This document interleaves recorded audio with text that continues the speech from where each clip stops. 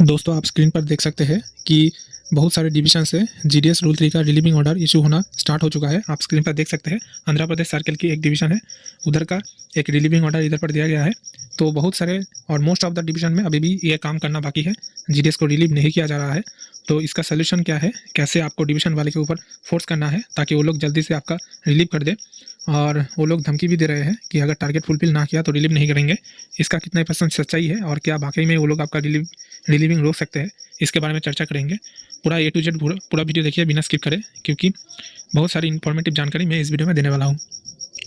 तो दोस्तों जीडीएस का रिलीविंग का जो स्टार्टिंग डेट था वो था 10 दिसंबर और 24 दिसंबर तक जीडीएस को रिलीव किया जाएगा। और देखिए बहुत सारे डिवीजन से ऐसा एक ऑर्डर आ रहा है, पब्लिश हो रहा है, और ये दोस्तों ट्रांसफ़र ऑर्डर है, ये कोई भी रिलीविंग ऑर्डर या फिर जॉइनिंग ऑर्डर नहीं है।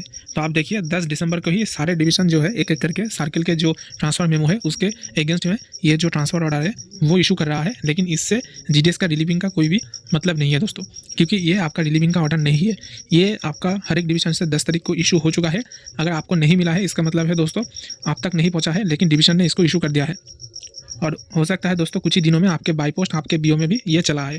तो इधर पर लिखा होगा कि आपका कौन सी पोस्ट से कौन सी पोस्ट में आपका ट्रांसफ़र अलॉट हुआ है, ठीक है। और नीचे कई सारे टर्म्स और कंडीशन भी दिया गया है, और जितने भी सारे सब डिविजनल हेड है उनको ऑर्डर दिया गया है कि जो प्रेस्क्राइब डेट है यानी कि 24 दिसंबर के अंदर सबको रिलीव करना होगा। तो अगर कोई भी अधिकारी आपको धमका रहा है कि अकाउंट खोलो, टारगेट फिलअप करो वरना रिलीव नहीं करेंगे, तो ये सरासर दोस्तों गलतफहमी है। अगर आप अकाउंट ना भी खोलो तो आपको 24 दिसंबर के अंदर आपको रिलीव करना ही होगा, अगर आपके अगेंस्ट कोई भी डिसिप्लिनरी एक्शन नहीं है तो। लेकिन अगर कोई भी डिसिप्लिनरी एक्शन आपके अगेंस्ट कॉन्टेम्पलेट किया जाता है तो आपको दिक्कत आ सकता है। लेकिन अगर कोई भी डिसिप्लिनरी एक्शन आपके अगेंस्ट नहीं है तो आपको रिलीव करना ही होगा, कुछ भी करके 24 दिसंबर तक आपका रिलीव हो जाएगा। तो इधर पर जो है सारे सब डिविजनल हेड को ऑर्डर दिया गया है कि आप इधर पर देखिए लिखा ही है कि जल्द से जल्द इनको रिलीव किया जाए। अब इधर पर ही खेला हो रहा है, क्योंकि जो सब डिविजनल हेड है वो लोग रिलीव नहीं कर रहे हैं, और डायरेक्टली और इनडायरेक्टली डिविजनल जो हेड है वो सब डिविजनल हेड को ये फोर्स कर रहे हैं कि जितना दिन ये लोग हैं इन लोगों से ज़्यादा अकाउंट खुलाया जाए, ठीक है। इसीलिए दोस्तों मतलब डिवीजन से उनका ट्रांसफ़र ऑर्डर का मेमो आ गया है, लेकिन वो लोग इनडायरेक्टली सब डिविजनल हेड के ऊपर ये दोस्तों छोड़कर उनको प्रेशराइज कर रहे हैं कि जीडीएस से ज़्यादा अकाउंट खुलवाया जाए ताकि टारगेट फिलअप हो जाए।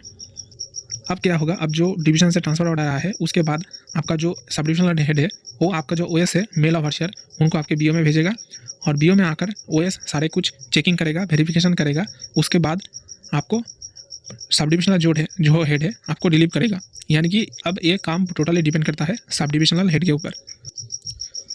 और ये देखिए सारे कुछ वेरीफाई करने के बाद आपको एक डिक्लेरेशन भी देना होगा कि मेरा सब कुछ फास्ट ट्रैक वेरिफिकेशन सब कुछ कंप्लीट है, कोई भी फ्रॉड मैंने नहीं किया है, और जितने भी सारे टर्म्स एंड कंडीशन है सारे कुछ आपको एग्री करना होगा, उसी के बाद आपको रिलीव किया जाएगा।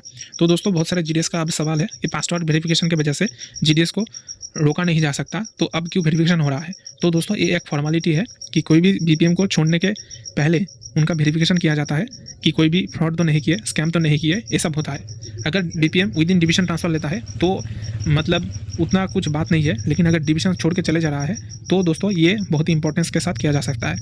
लेकिन ये दोस्तों कंपलसरी नहीं है, क्योंकि डिपार्टमेंट से जो ऑफिशियल ऑर्डर इशू हुआ था उधर पर ही कहा गया था कि सिर्फ और सिर्फ पासवर्ड वेरिफिकेशन के लिए कोई भी जीडीएस का रिलीविंग को रोका नहीं जा सकता, ठीक है। लेकिन फिर भी सब डिविजनल हेड ये सब कुछ कर रहे हैं, अगर कर रहे हैं तो करने दो, कोई भी दिक्कत नहीं है, ठीक है।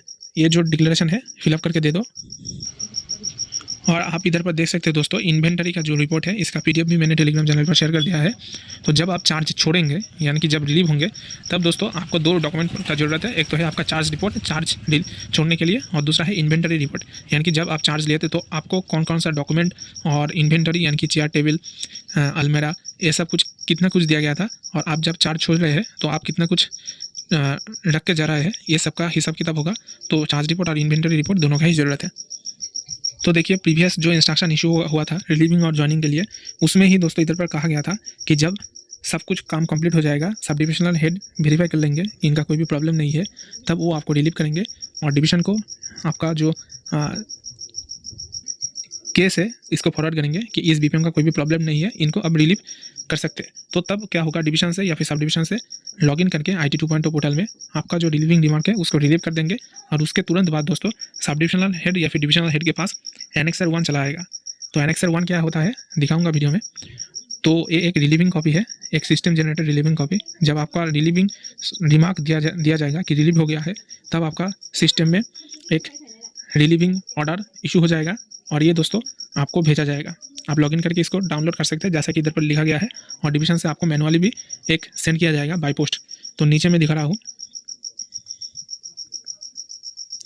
आप देखिए ऐसा कुछ होगा, रिलीविंग ऑर्डर होगा, ठीक है। और किस पोस्ट से किस पोस्ट पर आपको अलॉट किया गया है, कब आपको रिलीव किया गया है, आफ्टरनून या फिर फॉरनून, आपका डेट, सब कुछ इधर पर होगा। तो मैं आपको एक दिखा देता हूँ। ये दोस्तों देखिए, आप स्क्रीन पर देख सकते हैं, रिलीविंग ऑर्डर है, डिवीज़न का नाम लिखा होगा और आपको किस पोस्ट में अलॉट हुआ है ये भी दिखाएगा, किस पोस्ट से आपको रिलीव किया जा रहा है ये भी दिखाएगा, और किस डेट पर, आफ्टरनून या फिर फॉरनून। इधर पर देखिए 12 दिसंबर को AGDS को आफ्टरनून में रिलीव कर दिया गया है। और ये भी कहा गया है कि 5 दिन के अंदर, रिलीविंग के 5 दिन के अंदर नया पोस्ट में ज्वाइन करना होगा, और जो बीच में 5 दिन का गैप होगा ये आपका लीव में चला जाएगा। और अगर आप तुरंत बाद नेक्स्ट डे फॉरनून पर ही ज्वाइन कर लेते हैं तो कोई भी लीव का ज़रूरत नहीं है, लेकिन अगर आप कोई भी गैप देते हैं 1, 2, 3, 4, 5 दिन का, तो आपका लीव में चला जाएगा। और इधर पर देखिए रिलीविंग GDS इधर पर होगा और आपका डिवीज़न का नाम भी इधर पर होगा, मतलब ये सिस्टम जनरेटर होगा। तो एक एक करके सारे डिवीज़न से इशू होना शुरू हो गया है। अगर आपका डिवीज़न भी कोई भी प्रॉब्लम कर रहा है दोस्तों कि रिलीविंग नहीं दे रहा है, तो आप वीडियो का कमेंट सेक्शन में जरूर कमेंट कीजिए। डिवीज़न वाले क्या बोल रहे हैं, अकाउंट खोलने के लिए बोल रहे हैं या फिर क्या प्रेशर दे रहे हैं आपके ऊपर, वो भी लिखिए। और दोस्तों डिवीज़न वाले अगर व्हाट्सएप ग्रुप पर कोई धमकी देते हैं आपको, तो उसका स्क्रीनशॉट ले लीजिए और फ़ोन करके ये भी अगर कुछ अनप शनप बोल देते हैं, अगर कोई भी धमकी देते हैं फ़ोन पर करके, तो कॉल रिकॉर्डिंग और स्क्रीनशॉट मुझे भेज दीजिए। उसके बाद मैं देखता हूँ सीधा ADG से कंप्लेन करके, उसके बाद उसको निपटाना पड़ेगा, नहीं तो जानबूझकर आपका सीनियरिटी लॉस कर देंगे। ये लोग बोल रहे हैं कि लास्ट डेट पर 24 दिसंबर जाकर आपको रिलीव करेंगे।